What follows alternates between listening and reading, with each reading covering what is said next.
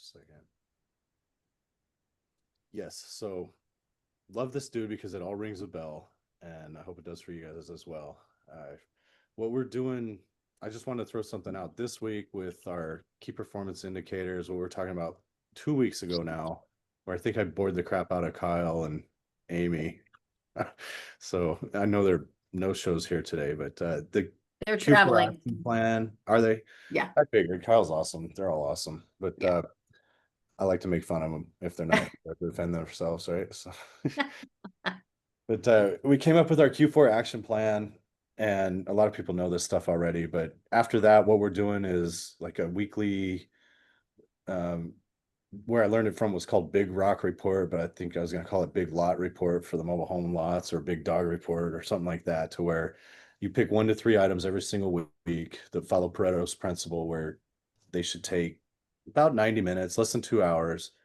And those 1 to 3 things that week that you're going to get done are where you're spending all your time in the most important part, where you're creating the most value. And the point is to just block out that time block and like cut the world out, turn your phone on do not disturb, and make sure you get those movers done weekly. That can play right into what we're doing here with the accountability, the KPI sheets that we've given out, and then just a weekly check-in on Mondays saying, hey, here's how my last week went, and here's what I got going for the week, and here's my most important things. So yes, time blocks. They've done really good stuff for me every time I sit down and do it. I started making Frank time block. Yeah, I'm trying to get Jen on board with the idea too. She's starting to see it. And like the It further mostly we go with works. everything, the more clear the visibility gets, right? Yeah.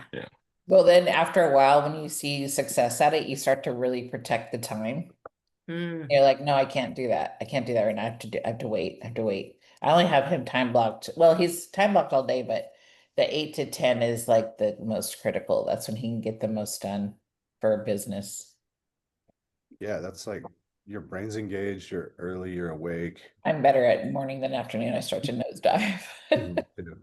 It gives me peace of mind as well. Mm. Because I've got like all this craziness going on, task lists and all this stuff that like some of it I just know I need to push off. But when I let that run in the afternoon and I have those blocks in the morning, like it calms the noise down, I guess, in my head. Mhm. Isn't that another one that or another Hermosi, the noise versus no, that's Elon Musk. Listen too Was it much. the noise versus something else? Mm. I like to I hear can't remember what it is. those guys say. Mhm.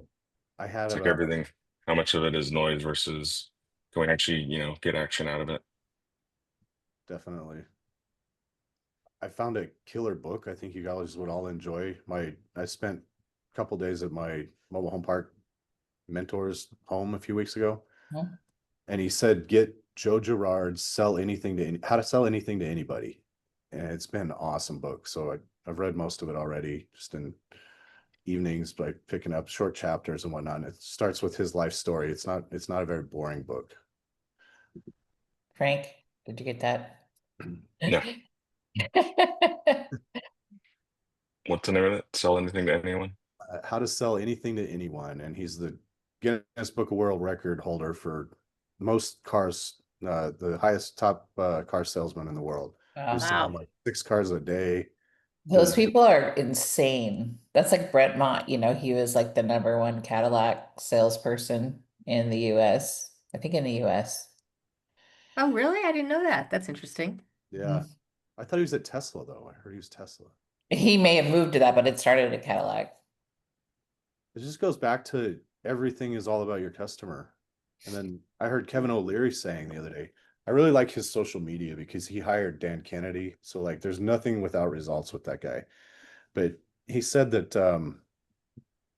he's like, I know right away when I go to hire a CEO if they're going to be successful or not when I'm interviewing them based on what they know about their customer. It's like if they know everything there is about their customer, they're going to be a good CEO. Well, it's funny you say that because something that I see, because I work in corporate in the private equity and the venture capital, is private equity will drop in somebody from private equity to run a company, but they've never been an operator and they fail every time. Like it never works. They always rip them out and put someone else in. It's like you can't not understand the business. Yeah.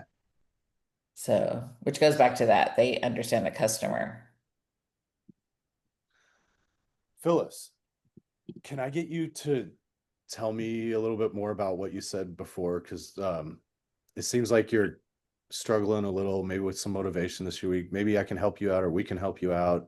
I said, we could share leads if you need them, or maybe help with follow up. But here in this group, I think is a good place to bring it out. No, I don't think I'm having a hard time with the motivation. Okay. I mean, some days it's lower than others. Um, it I've just decided that I just backed up. I tried to jump out in front and make it work faster because I kind of was led to believe that it was going to be faster, easier. I should have known better. But so I've kind of gone back to the basics. And I think that's going to make me stronger and better by doing that. And then I felt like everybody in here was way ahead, but maybe I didn't need to be in here, but I do. This is where I need to be. So it's all good. I'm not falling out. I'm still going to be here. I can't afford to fall out. I put everything into this, so. Mm, And Phyllis, Yep. you're not alone. Nope. that's right. You are not alone. And you No, can't compare yourself. Don't try and do that. Because That's you have that's a like whole different situation going on than you know what I Yeah. mean? Your personal life and how your job works versus how my job works. Like you can't. It's like you have to do what's best for you at your pace. Just knowing, like, okay, I'm gonna, the days I'm not working, this is what I'm doing. The days I'm working, I can take calls. That's it, or schedule calls. right, whenever I'm working, like this last shift, we didn't get much sleep. Yeah. Went to bed at 3 a.m., and whenever I got home, I had to go to bed. And so, whenever I am at work and on shift, I don't do this because if I have a minute to do this, I have a minute to take a nap in case I have to run all night. So, Right. Right. you know, Well, that's what I mean. Um, Like you can't, I mean, like you have to sleep, so I mean, it's just sort of, that. And I mean, Frank, I don't think Frank and I have it easy all the time because him and I both know like our at W2 job is top priority.